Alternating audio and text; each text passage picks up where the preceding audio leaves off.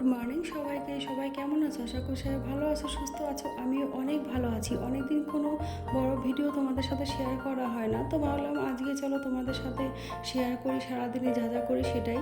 তো সকালবেলা ঘুম থেকে উঠে সমস্ত কাজটা সেরে নিয়েছিলাম, তারপর সবাইকে চা বানিয়ে দিয়েছি, তারপর চলে আসলাম রান্নাঘরে সকালের খাবার বানানোর জন্য। এখানে আমি আজকে তৈরি করব আলু তরকারি, আর পেঁয়াজ কাঁচা লঙ্কা দিয়ে আর কালো জিরে ফোড়ন দিয়ে, আর তৈরি করব রুটি। তো এটাই হবে আমাদের সকালের ব্রেকফাস্ট। তো তার জন্য দেখো আমি এখানে আলু তরকারিটাও করে নিয়েছি, আর এদিকে দেখো আমি রুটি আটাটাকে মেখে নিয়েছি, তারপর একটা একটা করে বেলে নিয়েছি সবগুলোকে। এবার একটা একটা করে আমি ভাজতে শুরু করব। আমি কিন্তু একসাথে বেলতে আর ভাজতে পাই না, সেই জন্য একসাথে আমি বেলে নিই, তারপর একটা একটা করে ভেজে নিই, আর ভেজে এবার ছেঁকে নিই।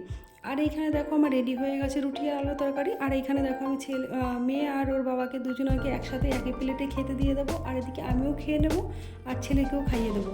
তারপর চলে আসবো ওপরে ঘরটায় বিছনা গোছানোর জন্য। এই ঘরটাই শুধু ছিল বিছনা গোছানোর জন্য, কারণ ছেলে ঘুমিয়েছিল, তো সেই জন্য বিছনাটা গোছানো হয়নি। এবার ছেলে ঘুম থেকে উঠে পড়েছে, তো এবার আমি বিছনাটা গুছিয়ে নেবো আর ঘরটাও আমি ঝাড় দিয়ে নেব। তারপর দেখো বাইরে এত রোদ উঠেছে, কী আর বলবো। এখন কিন্তু সকাল 8টা বাজে, আর এখনই এত রোদ উঠেছে আর যা গরম দিয়েছে। তারপর চলে আসলাম রান্নাঘরে রান্না করার জন্য। আজকে কিন্তু আমি রান্না করবো মাটন, তার জন্য দেখো এখানে আমি সব কিছু করে নিয়েছি, আদা পেঁয়াজ রসুনের পেস্ট করে নিয়েছি, এখানে পেঁয়াজ কুচিয়ে নিয়েছি, আলু কেটে নিয়েছি। এবার আলুগুলোকে আমি নুন আর হলুদ দিয়ে এবার ভাজতে শুরু করে দেবো। আর এখানে আমি মাংসটাকেও একটু মাখিয়ে রেখে দেবো। আর তার জন্য দেখো এখানে তেল, হলুদ, লবণ, জিরে পাউডার, ধনিয়া পাউডার, টক দই সামান্য একটুখানি, আর আদা রসুন পেঁয়াজের যে পেস্ট করেছিলাম সেটাকে দিয়ে ভালো করে এবার আমি মাংসটাকে মাখিয়ে আধা ঘন্টার জন্য রেখে দেবো। আর এদিকে কি একটা শব্দ হচ্ছিলো, তো বাইরে গিয়ে দেখি কোকোর লোমগুলো কাটা হচ্ছে, কারণ যা গরম দিয়েছে। আর এইখানে দেখো ওর লোমগুলো এত বড় বড় হয়েছিল, আমি তো ভাবলাম লোম কাটার সময় হয়তো চেঁচামেচি করবে, দুষ্টুমি করবে, তা দেখি না, ও চুপচাপই বসেছিল লোমগুলো কাটার জন্য। আর এই যে দেখো লোমগুলোকে একটু ছোটো ছোটো করে দিলে ওরও একটু ভালো লাগবে। আর এদিকে আমার আলুগুলোও ভাজা হয়ে গেছে, এবার এগুলোকে আমি তুলে নেবো।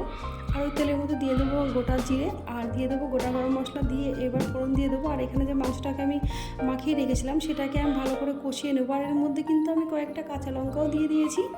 তারপর এটাকে কষানো হয়ে গেলে এবার আমি কুকারে দিয়ে দেবো, আর এর মধ্যে দিয়ে দেবো গরম জল সামান্য একটুখানি গরম জল করেছিলাম, সেটাকে আমি দিয়ে এবার সামান্য একটুখানি গরম মশলা পাউডারটাকে দিয়ে আমি প্রেশার কুকারে চিটিতে বসিয়ে দিয়ে চলে যাবো ওপরে, যে কোকো কী করছে দেখার জন্য। এখানে এসে দেখি কোকোকে চান দান করানো হয়ে গেছে, এবার মুছিয়ে এবার বেলকনিতে রেখে দেবে একটুখানি লোমটা শুকানোর জন্য।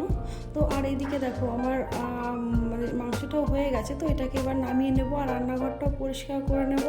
আর রান্না করতে করতে যে থালা বাসনগুলো জমা হয়েছিল সেগুলোকে আমি পরিষ্কার করে নেব। আর তারপর আমি চলে আসবো ঘরগুলোকে ঝাড় দেওয়ার জন্য, কারণ এখন ঘরটা মুছতে হবে। আর এই যে দেখো আমি ঘরগুলোকে পুরো ঝাড়ু লাগিয়ে দিয়েছি। আর এবার আমি পুরো ঘরটা আমি মুছে নেব, ওপরে আর নিচে দুটোই, উপরতলা আর নিচতলা দুটোই আমি এবার ঘরগুলোকে মুছে নেব। তারপর আমি চান দান করে পুজো দিয়ে চলে আসবো খাবার খাওয়ার জন্য, সবাইকে খেতে দেবো। আর এখান থেকে ভাত করেছিলাম, কমলি শাক ভাজা করেছিলাম, চিংড়ি মাছ দিয়ে মোচা করেছিলাম। আর এই যে দেখো লাল লাল খাসির মাংসের ঝোল আমার রেডি হয়ে গেছে, আর এই ঝোলটা কিন্তু খুবই টেস্টি হয়েছিল। আর এখানে সবাইকে আমি খাবার দিয়ে দেবো। আর এই যে আমি ছেলেকেও খাইয়ে দিয়েছি, তারপর আমি নিজেও খেয়ে নেব ওদের সাথে বসে। তারপর চলে যাব সব খাওয়া দাওয়া কমপ্লিট করে যে থালা বাসনগুলো ছিল সেগুলোকে ধুয়ে আমি চলে যাব ওপরে।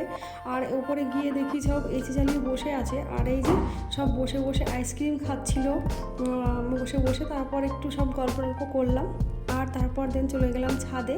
সন্ধ্যাবেলায় গিয়ে দেখি যে বর ছাদটাকে একটু পরিষ্কার করছিল, কারণ গাছের এত গাছ ছাদে কী আর বলবো, তো গাছের পাতাগুলো পড়ে সব নোংরা হয়েছিল ছাদগুলো, সেগুলোই পরিষ্কার করছিল। তারপর চা তৈরি করব সবার জন্য, কারণ সন্ধ্যাবেলা চা তো খেতেই হবে, চা না খেলে ব্যাস চলবে না। তো তার জন্য দেখো সন্ধ্যাবেলা চা তৈরি করে নেবো আর সবাইকে দেবো। আর এদিকে দেখো অন্ধকার হয়ে গেছে। আজকের মতো এই পর্যন্ত, টাটা।